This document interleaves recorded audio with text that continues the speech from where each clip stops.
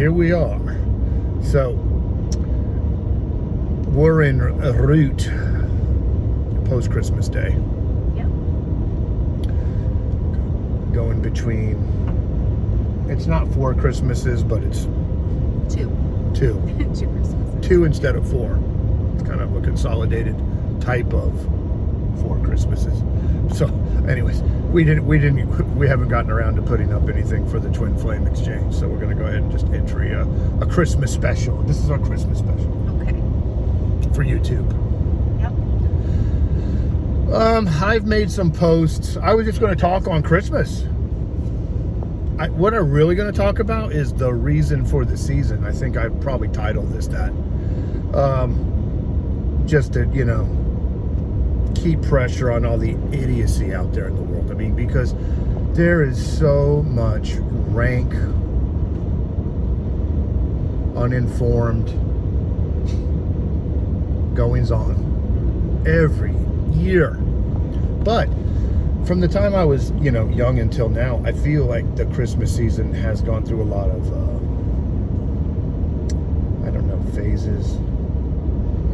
Been trendy in different ways over the years throughout my lifetime at mid-age. And, at one point it was just more of a traditional Christmas. And then we're getting on 95 up here. Now we've gone through phases of like a lot of anti-Christmas, so, agnostic, atheism, secularism. We've had the war on Christmas. And I want to wade through the whole damn thing, coming off of mostly more what would be considered traditional Christmases when I was a kid. And then going in through the 80s and 90s into a lot of political correctness and secularism, where there's been just a huge war on Christmas. I mean, I feel like the war on Christmas was a lot heavier back then than it is today. I feel like we've outlived it a little bit. There was a really strong secular war on Christmas that sort of, it's not that it's not there, it's there. It's always there, but it's a lot less than it used to be. It was just really in everybody's face. Do you remember that? Yes, I do. Well, why don't we just start with that, the war on Christmas, because everybody understands traditional Christmas. We don't need to get into that. Let's pick it up from where they the secular world decided to do a war on the Christmas holiday. Yeah. I mean, as that was going on, I considered myself secular, but I was never fully on board with the war on Christmas, to be honest. Even when I counted myself as an atheist, I wasn't against a lot of the,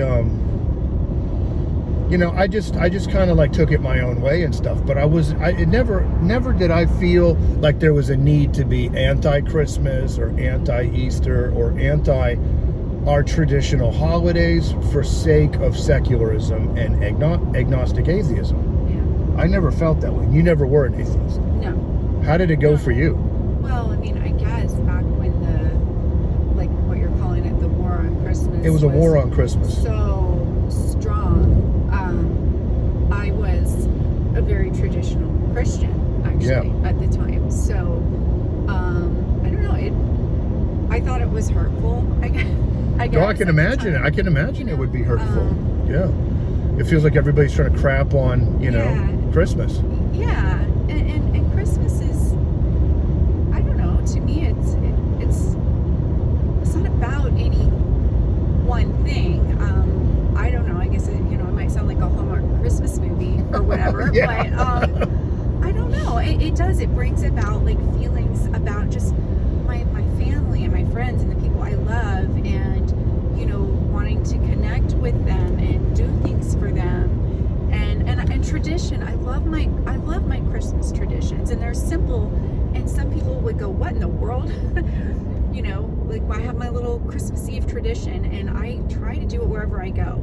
And if I can't do it on Christmas Eve, well, I'm going to do it another night. Well, then I kind of came into that when we started our dating, post divorces, and had my first Christmas with you and the boys. Yeah. And, well, you might as well tell people what the family tradition is.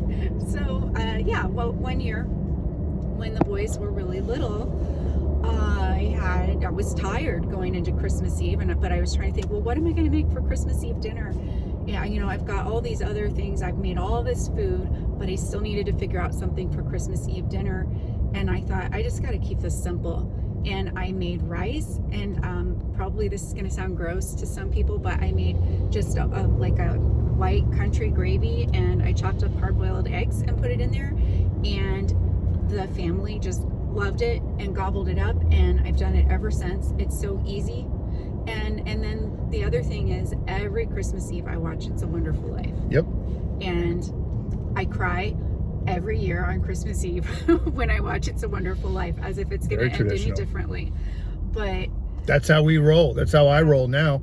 Once a secularist, and I went right to rolling like this. Full traditional. And even my boys, family. Even the boys who are now 22 and 25, they sit there with their mama and watch It's a Wonderful Life every time. And if they're ever not home, then I usually, if I can, I try to adjust the day. In the black and white, just to be, for sake of being traditional. She wants the color version.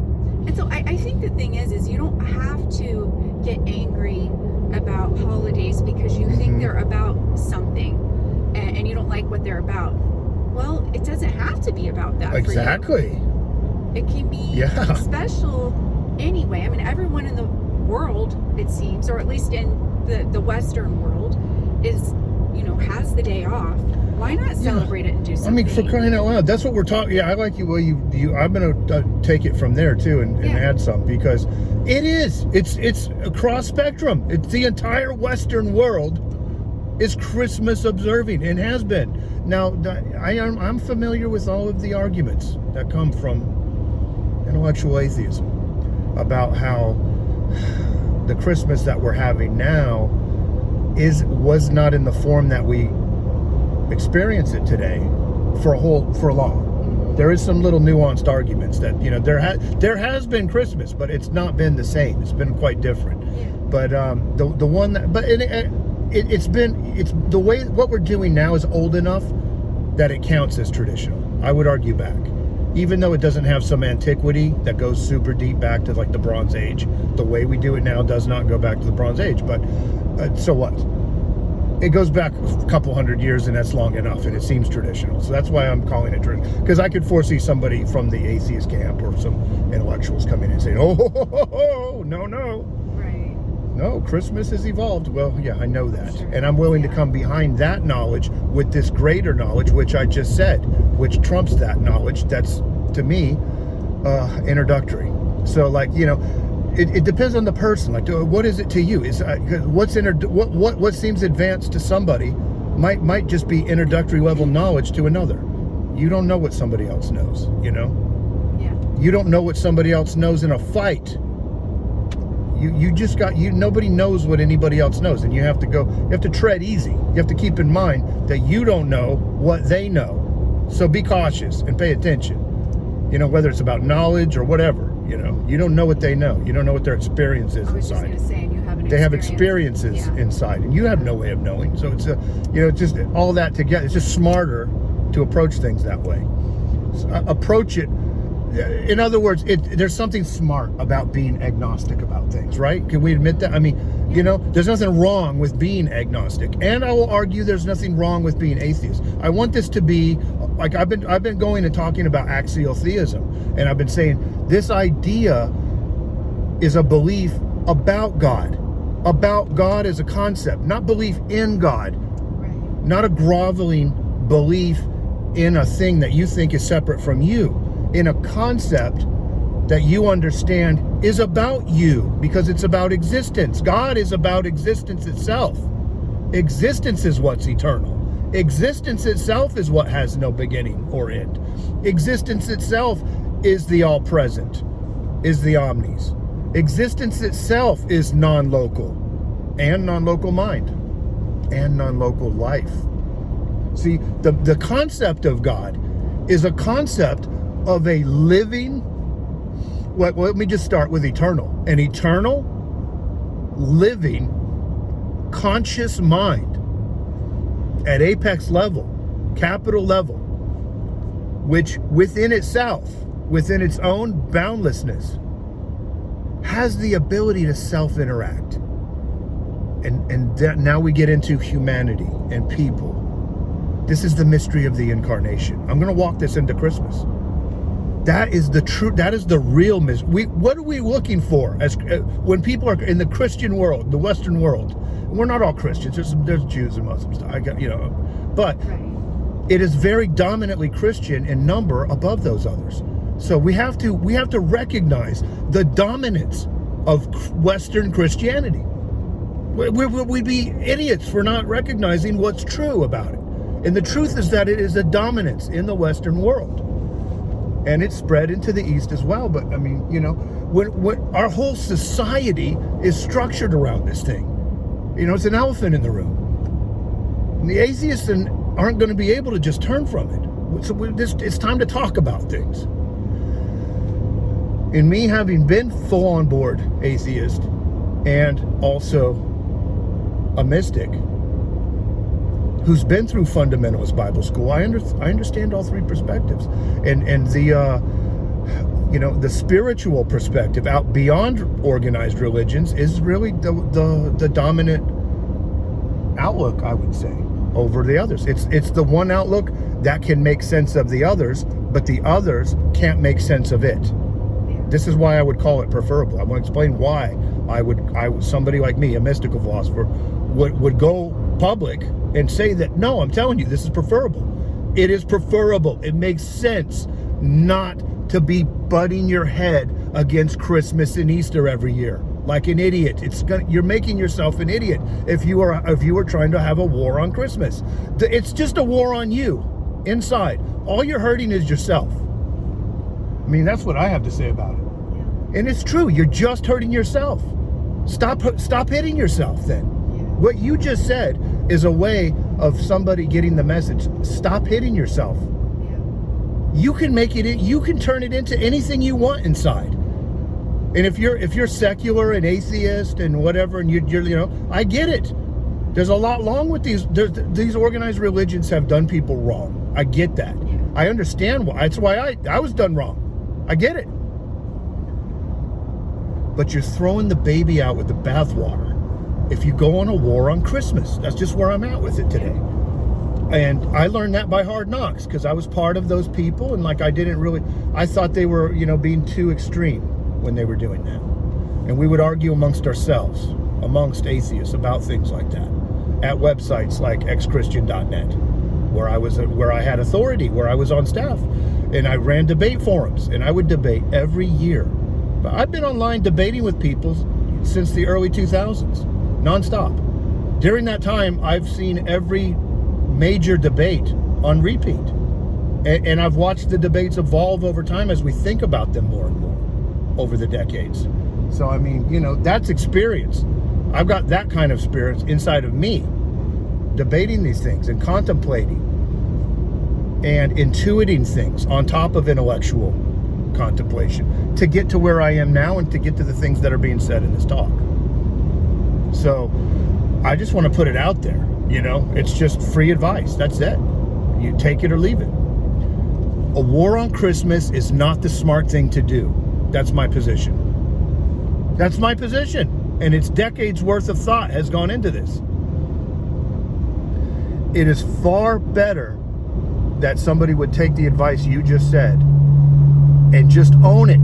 Make Christmas about something that you would like it to be, and join the rest of Western society in celebrating Christmas, for God's sakes. And if you don't have, it doesn't matter what the fundies believe. If you're not I'm not a fundy, and I just had an enjoyable Christmas. I made it about family. Yes. I made it about love. Yes. Of family. Which is love of God, because God is existence and we all exist. I mean, this point should be made every Christmas. The mystery of the incarnation is the mystery of life itself. All of our lives. If you're alive, then the mystery pertains to you. It has something to do with your own living, subjective, personal-minded experience. And you can think about that on Christmas. In addition to family, in addition to love and everything, because it's the glue that sort of holds it all together. It's the big outlook. It's the big capital G. It's supposed to be something great. It's not supposed to be some horrible thing that everybody despises and hates. And that is where deception works in religion and in churches. The devil roams around the earth like a roaring lion, seeking whom he may devour. It's deception itself, and deception is inside of people. Deception is inside of you just as the light is inside of you. The darkness is in there and the light is in there. There's balances that have to be made. You get to a certain depth. This is what Christmas is about.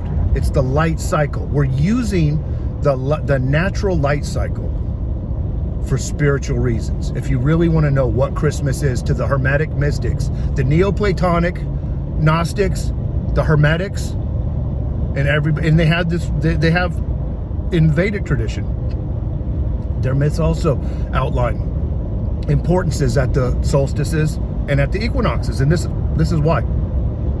Those are the light cycle. The sun, ancient man saw the sun moving south in fall. That's why it's the fall. The sun is falling. It gets into the southeast sky here in the northern hemisphere.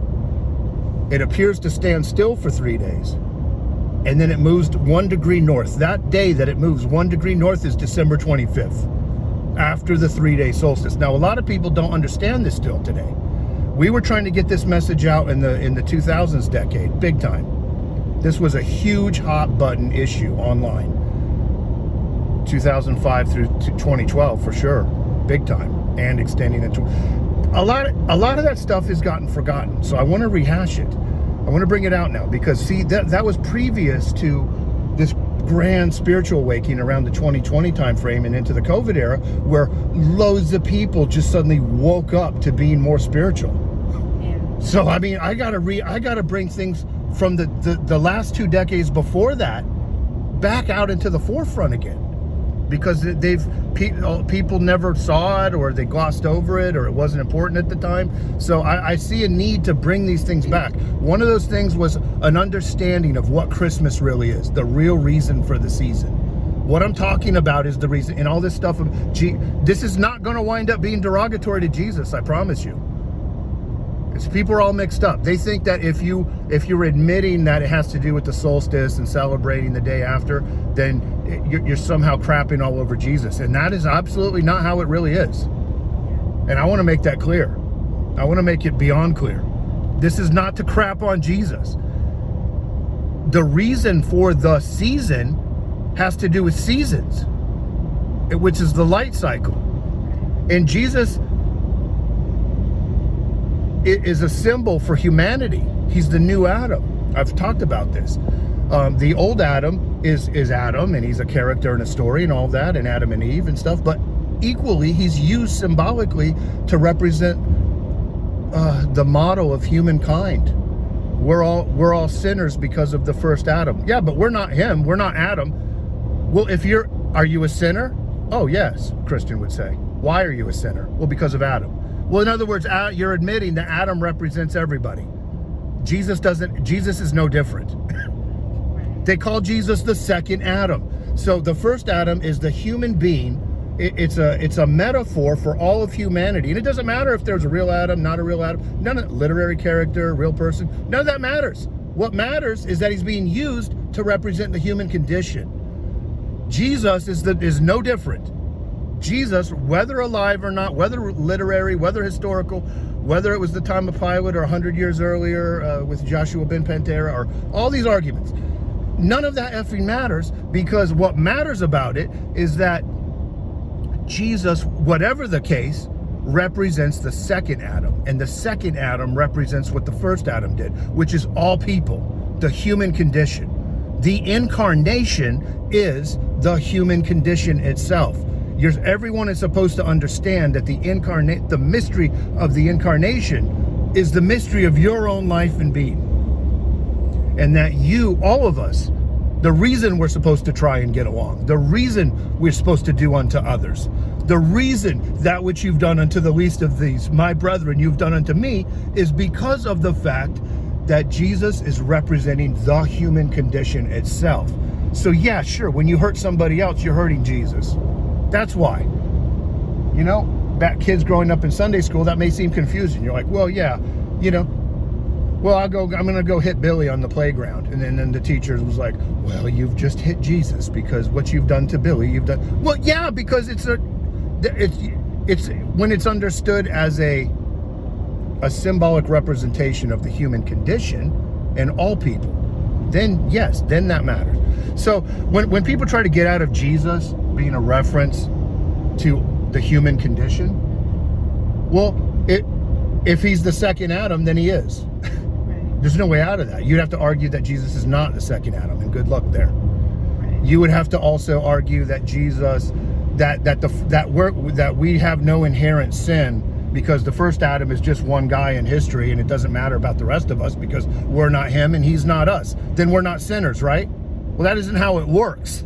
You know, we're sinners because of inherent sin, according to this tradition. Well, what is the sin? It's duality. It's polarity.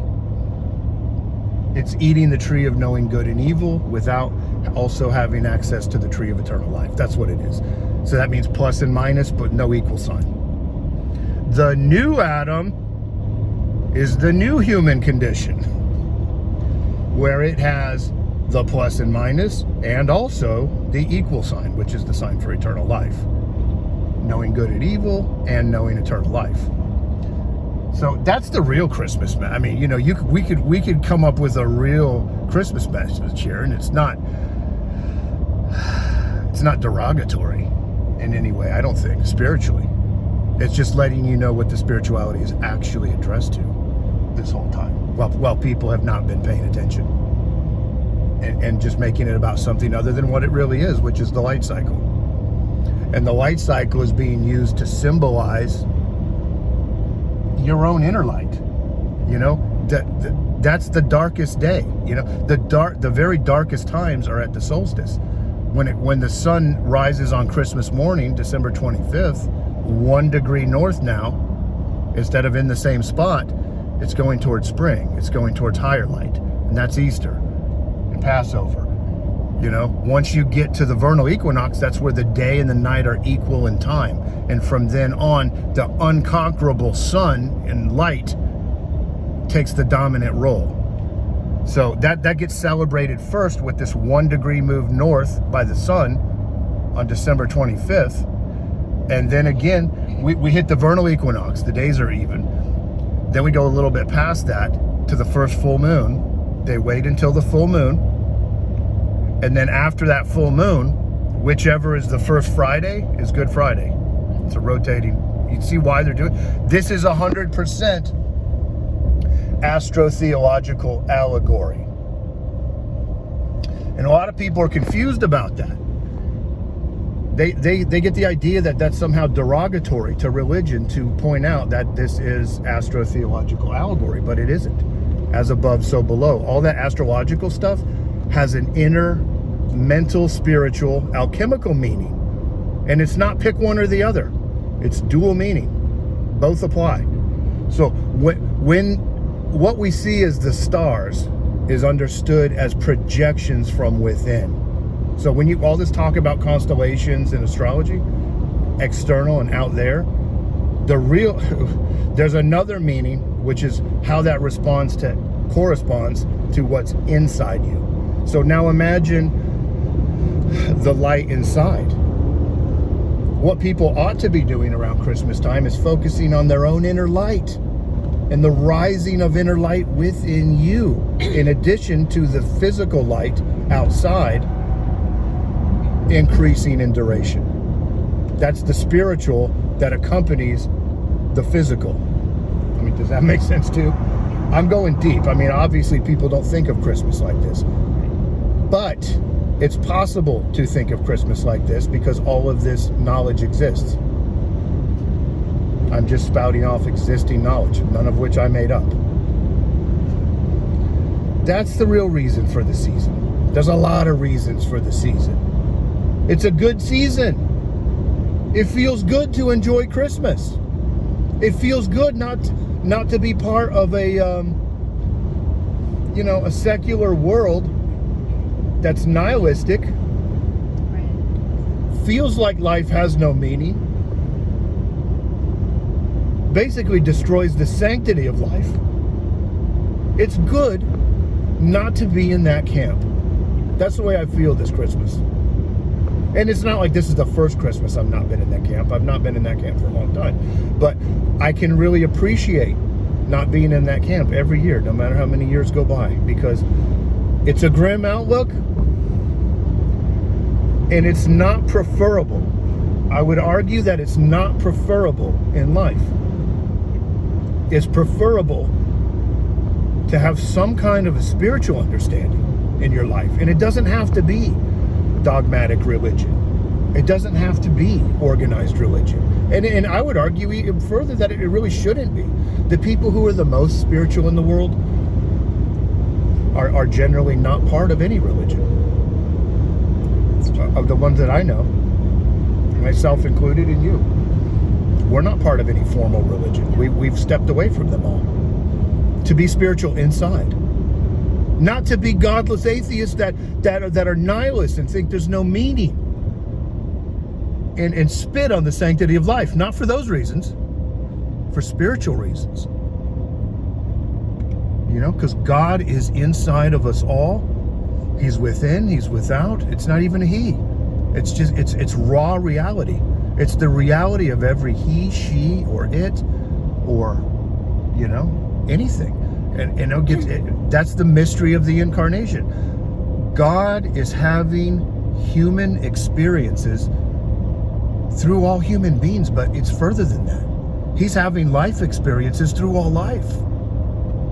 That is what God really is.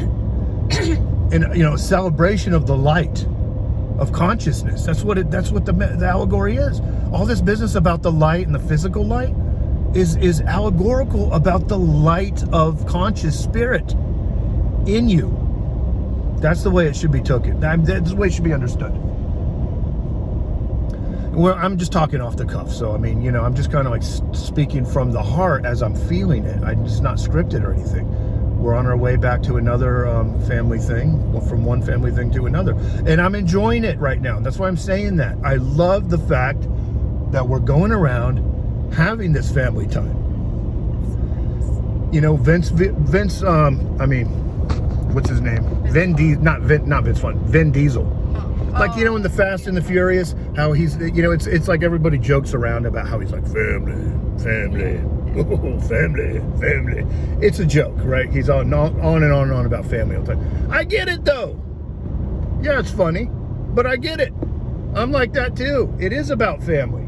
And it's not just about our family, our immediate family. It's about our extended family. It's about our online family. It's about everybody all around the world that we care about. I've got a lot of people that I consider online family in England, in Canada, in the Nordic countries, in Australia, in New Zealand, in the Philippines, in the Middle East, in Egypt.